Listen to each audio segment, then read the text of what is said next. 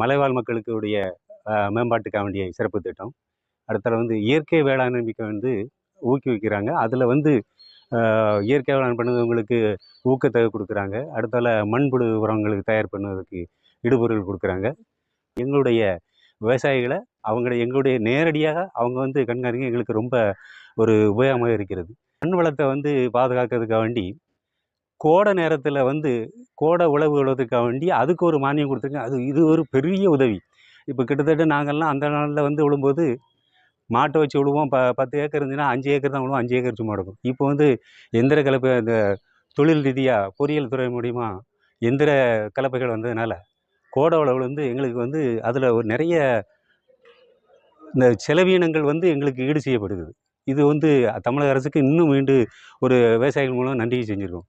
அப்புறம் வந்து இதுக்கு வேண்டி அவங்களுடைய வாழ்க்கை தரத்தை வந்து உயர்த்துவதற்கு தமிழ்நாடு முதலமைச்சர் அவர்கள் இந்த வேளாண் திட்டத்தில் அறிவித்தது மிகவும் நன்றி.